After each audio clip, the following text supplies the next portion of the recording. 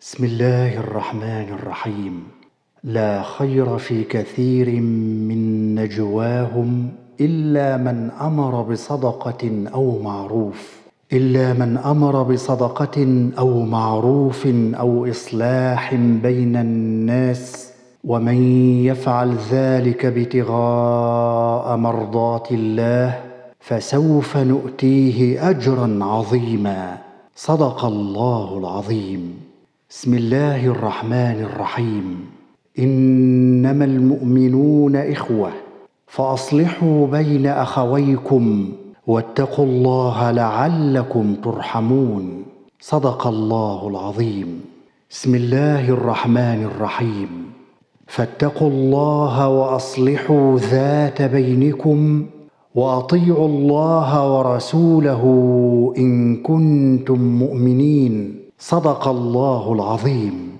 أعوذ بالله من الشيطان الرجيم. بسم الله الرحمن الرحيم. يا أيها الذين آمنوا إن جاءكم فاسق بنبأ فتبينوا أن تصيبوا قوما بجهالة فتصبحوا على ما فعلتم نادمين. واعلموا أن فيكم رسول الله لو يطيعكم في كثير من الأمر لعنتم، ولكن الله حبب إليكم الإيمان وزينه في قلوبكم وكره إليكم الكفر والفسوق والعصيان، أولئك هم الراشدون فضلا من الله ونعمه، والله عليم حكيم. صدق الله العظيم.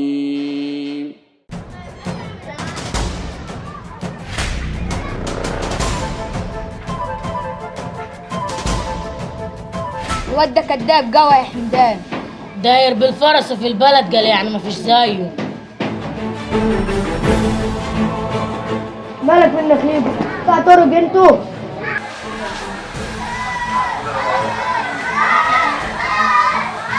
بس كده انت تؤمرك بس. الحق يا حاج منصور، الواد طلع ابن مسعود ما يتخانقوا. ولا بيتخانقوا ولا حاجه.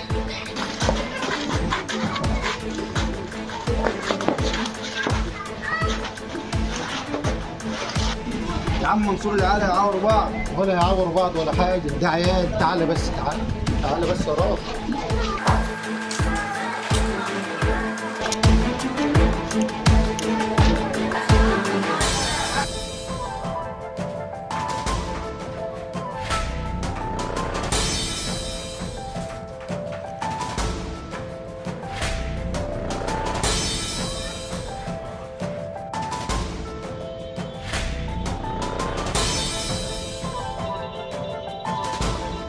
العكه اللي شغاله دي ايه؟ ولاد مسعود وولاد طايع، ده شغالين طحنه في بعض من بدري. لا طب انا كده اشوف عم طايع انا كده. يا عم منصور، مش انت ما تقول لي عيال ما رضيتش تخليني احوشهم؟ قول عليك يا راجل. يلا بس وافهمك بعدين. وضربتها بياه عشان تاخد 7 غرز. لا يا عم الشيخ، انا لما ابقى محمود اما اضرب بيا حاجه وخلاص. انت ما تعرفش ان الرسول عليه الصلاة والسلام في خطبة الوداع قال استوصوا بالنساء خيرا؟ عليه الصلاه والسلام. والله يا عم الشيخ كانت ساعه شيطان واللي حصل. طبعا ساعة شيطان. ما هو انت لو قريب من ربنا واما تيجي تصلي بيت ربنا كنت عرفت وصول دينك. طب اتفضل انت يا سيدي وروح قول لي لابوك كلم عم الشيخ عبد الحليم بعد صلاة العشاء. حاضر يا باشا. السلام عليكم يا عم الشيخ. وعليكم السلام. اقعد يا راضي. يا مولانا كنا معديين انا والراجل اللي اسمه منصور ده ولاد طايع ما يتخانقوا مع ابن مسعود، ونازلين في بعض ضرب، وجيت احوش راح شدني من ايدي وقال لي مالكش دعوه، ده عيال صغيره مع بعضيها. واحنا ماشيين كل ما يقابل حد يقول له ولاد طايع نازلين في ابن مسعود ضرب والدنيا خربانه، وده اللي حصل. يا ساتر يا رب، احنا مش هنخلص من منصور ده بقى، والجهل هيفضل جوانا ومعشش في عقولنا، حتى عركة العيال قلبوها ابو فلان وابو علان. لا حول ولا قوة الا بالله العلي العظيم. يلا يا راجل نشوف ايه.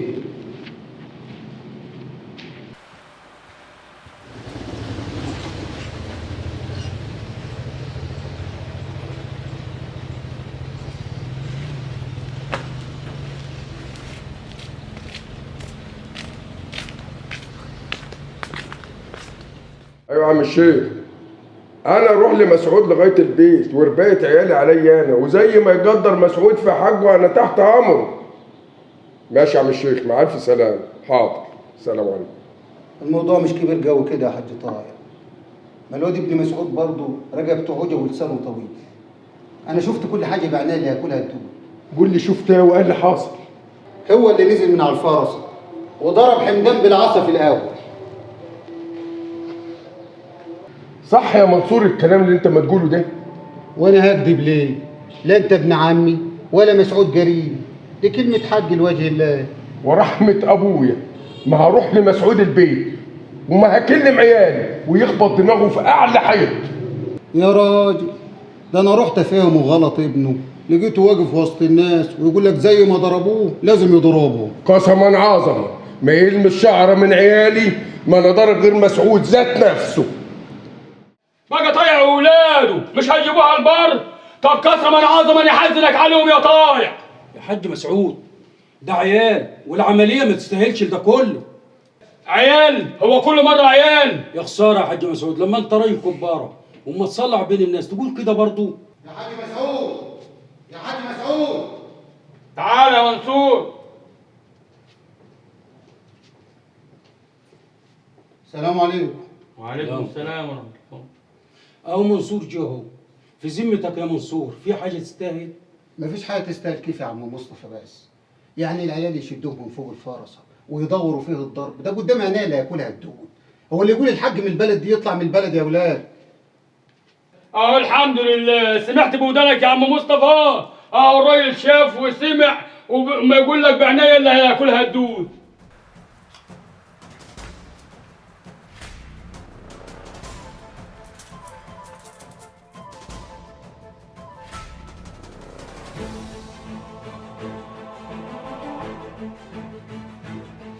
اتفضل يا عم الشيخ.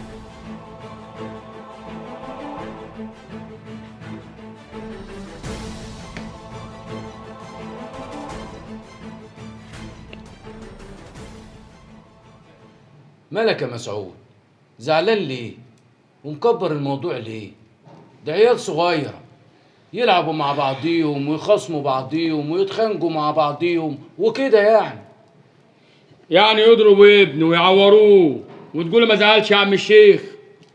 يا عم ازعل وخد على خاطرك، ده حاجك، بس اعرف اللي حصل الاول. ده الحاج طايع قال لي في التليفون اروح لحد مسعود واحب على راسه واللي يحكم عليا انا راضي بيه. بعد ما اولاده ينزلوا ابني من على الفرسه ويضربوه يا مولانا؟ انت كنت معاهم ولا هتصدق كلام ابنك وخلاص؟ اللي كان هناك جه وقال له شافهم بعينيه. طب ما رايك اقول لك اللي قال لك مين؟ منصور، صح؟ وانا اللي عدك من كبارات البلد تطوع واحد فتنه زي ده منصور كان معدي وشايف العيال لما يتخانقوا مع بعضيهم ومرضيش يحوشهم وسابهم لما عوروا بعضيهم، وحتى راضي كان ماشي معاه مرضيش يخليه يحوش العيال عن بعض. السلام عليكم حاج طايع. السلام ورحمه الله وبركاته. اتفضل يا مولانا. اتفضل يا شيخ عبد الحليم. حضرة العمدة هنا بنفسه؟ اتفضل يا شيخ. اتفضل. جاي منين يا شيخ عبد الحليم؟ من عند مسعود طبعا. طب وايه رايك في الموضوع؟ زعلان واخد على خاطره، وهو ابنه متعور. وايه يعني متعور؟ ما ابنه اعوج رجل، هو اللي ضرب حمدان بالعصا الاول. ومين اللي قال لك يا حاج طايع؟ واحد كان واقف معاهم وشاف. هستأذنك يا عمدة تبعت تجيبها راضي. روح يا صبحي قول لراضي كلم عمك الشيخ عبد الحليم. حاضر يا عمده. بقول لك يا شيخنا اللي قال لي شاف بعينه. وراضي كان معاه برضه، بس راضي شاف بعينه اليمين لكن منصور شاف بعينه الشمال.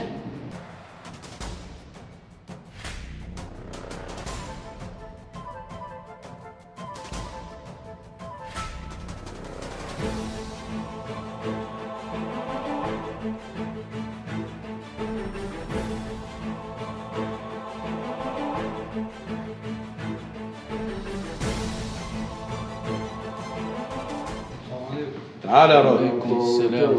قول لي شفت ايه بما يرضي الله؟ والله يا عمدتنا انا كنت معدي انا وعم منصور. ابن عم مسعود راكب الفرسه ومعدي، فلقى اولاد عم طايع سدين الشارع بالعيل. فاما يقول لهم انتوا سدين الشارع ليه؟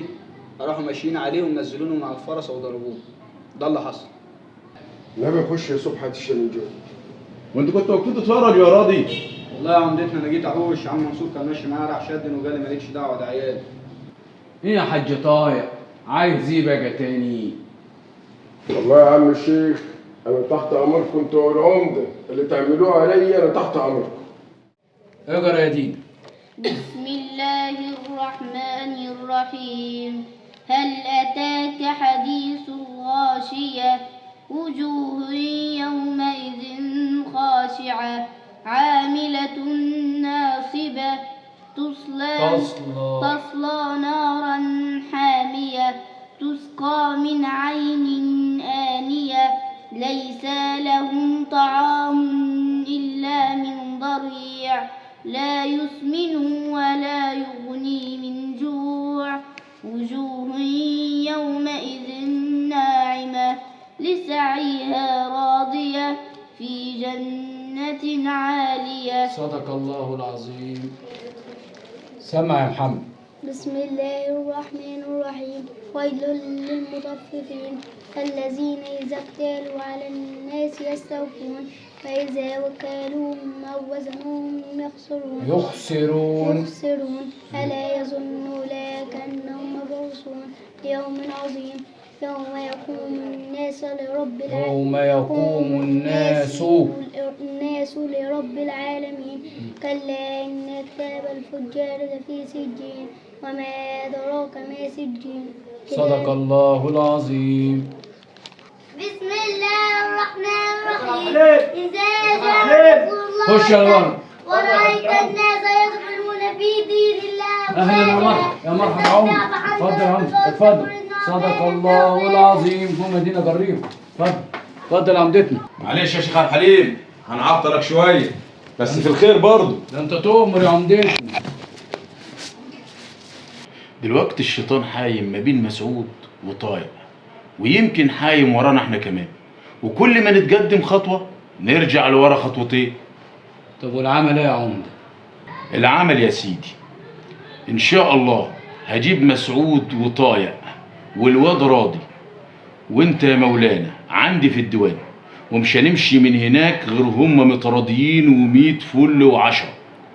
ولو جه الشيطان انا هخلي الغفر تربطه. الله ينور يا عمدتنا. ما تنساش تجيب راضي معاك وانت جاي. انا هقوم أأكد عليه من دلوقتي.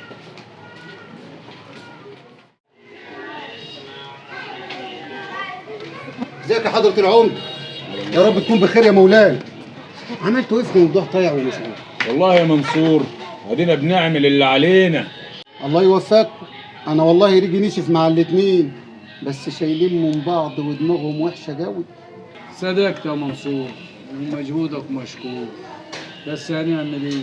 مفيش فايده، الاتنين دماغهم مسنكره ومش هيجيبوها لبعض.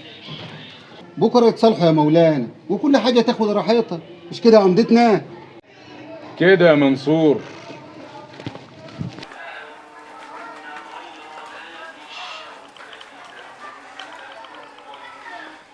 اقسم بالله العظيم ان ده اللي حصل يا حضرة العمدة ومستعد احلف على المصحف.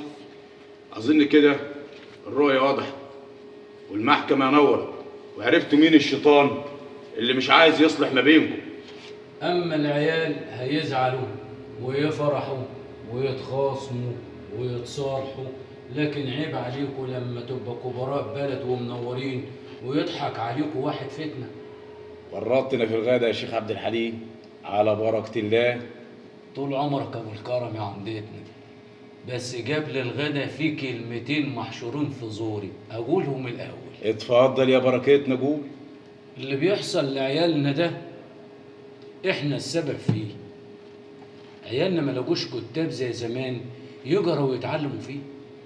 سيدنا اللي كنا زمان بنقول له ربي وعلم واضرب وكسر، دلوقتي بنقول عليه فاجي وارزوجي. عيالنا ما لقوش مدرس شديد يضرب ويا ربي ويعلم زي زمان، دلوقتي بنجيبه لحد البيت وبفلوسنا. سبناهم على هواهم ومزاجهم، ولما جينا نعلمهم حاجة علمناهم الكذب والفشخرة والعصبية وابو فلان وابو علان، وادي اللي احنا شاطرين فيه. والحل يا شيخ عبد الحليم؟ الحل يا عمدتنا نبطل حقد وكره وعصبية ونخاف على بعضينا ونقول الحق على نفسنا.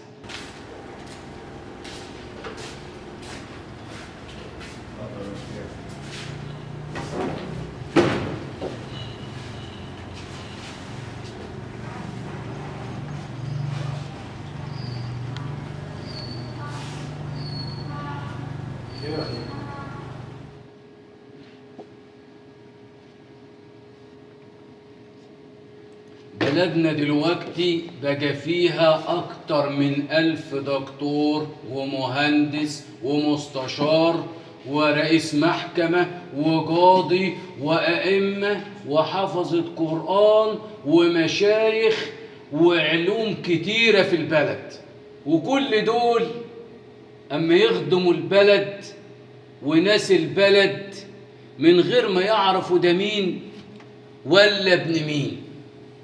مسي مسعود وطايع بيه بدل ما يطلعوا لنا حد نافع عايزين يطلعوا لنا بلطجيه. خلاص يا شيخ عبد الحليم، انا هجيب عيالي تحت رجلين مسعود ويعمل فيهم زي ما هو عايز، وانا مستعد احب على راسه وراس ابنه، بس عيب لما تقول علينا ان احنا عيالنا نطلعهم بلطجيه. وانا يا مولانا مش عايز ابني يطلع بلطج ولا حاجه، انا مستعد اخده من ايده واوديه لحد بيت عمه طايع. لا، العيال سيبهم لي، لازم الاول يعرفوا مين عدوهم قبل ما يفوت الاوان. خلاص يا سيدنا، العيال عيالك واتصرف فيهم زي ما انت عايز، اما طايع ومسعود دول اسيبهم عليا انا. قوم يا طايع حب على راس مسعود، يلا قوم.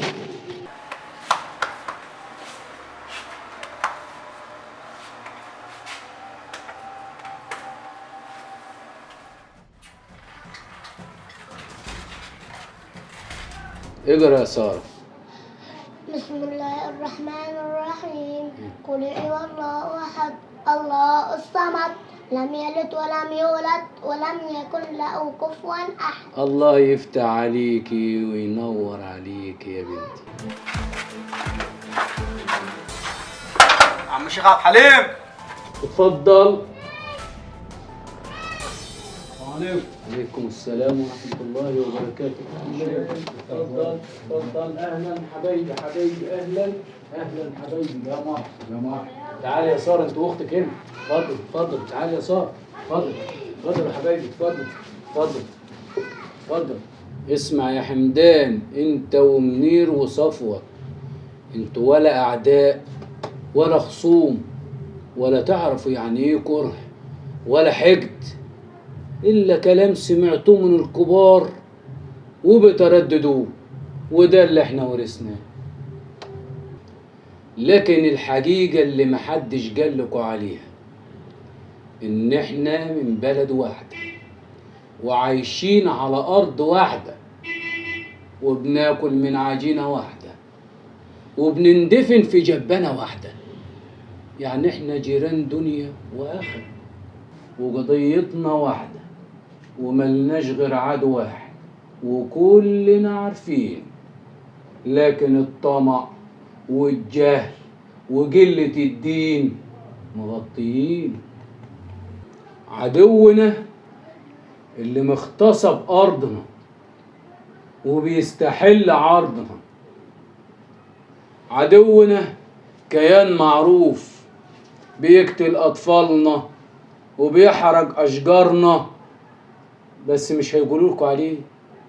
أما انتوا اخوات وحبايب وأهل وجرايب ونسايب، ولو حمدان طلب الفرسة من منير مش هيقول له لا، ولو منير طلب العجلة من صفوت عمره ما هيتأخر. وربنا ما خلقناش أعداء، بالعكس جعل بيننا نسبا وصهرا ومودة ورحمة. حطوا ايديكوا في ايدين بعضيكوا وامشوا دايما في الخير. وياما اطفال جدكوا ماشيين حافيين ومش لاقيين الهدمة ولا حتى اللقمة، وياما ناس عيانين ومش لاقيين يجيبوا الدواء. ساعدوهم، اجفوا معاهم. انتوا في نعمة كبيرة قوي وحافظوا عليها.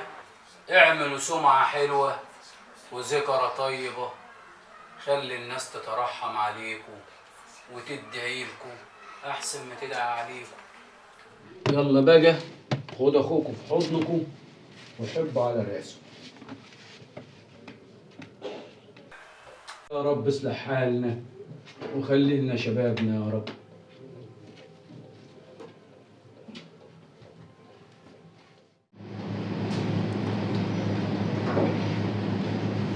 مالك يا عم منصور؟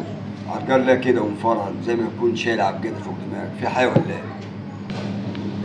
احنا في غير موضوعكم يا عم. هنعمل ايه يعني؟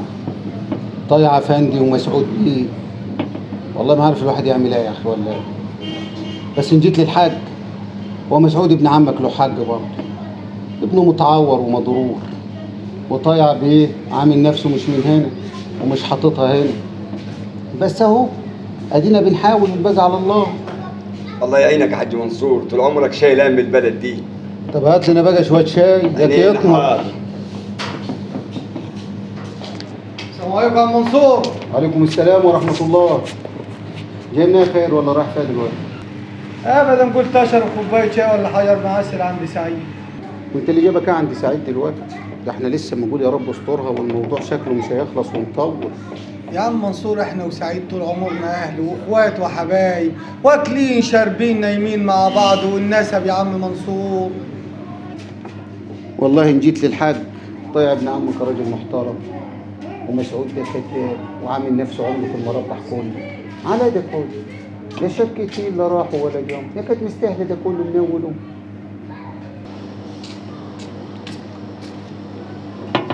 الحمد لله على السلامه يا عم خايف. الله يسلمك يا ابن عمي. مش الجماعه طلعوا عشيه وبقينا سمنه على عسل يا عم منصور؟ مش كوبايه شاي ولا شويه ساقع ولا شويه شربات بالمناسبه الحلوه دي يا حاج سعيد. سعيكم مشكور يا عم منصور.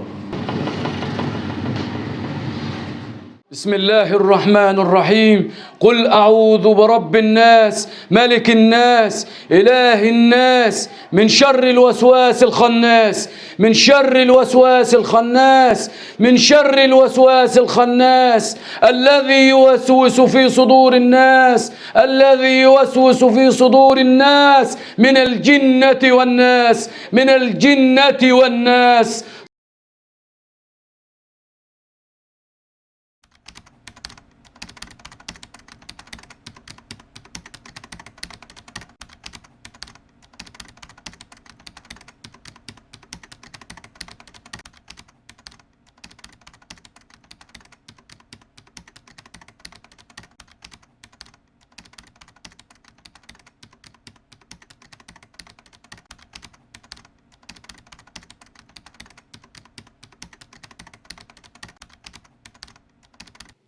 واعتصموا بحبل الله جميعا ولا تفرقوا واذكروا نعمة الله عليكم إذ كنتم أعداء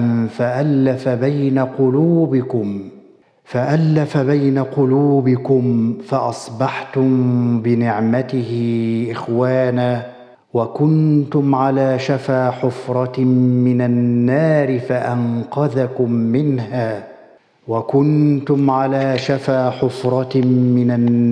فأنقذكم منها كذلك يبين الله لكم آياته لعلكم تهتدون.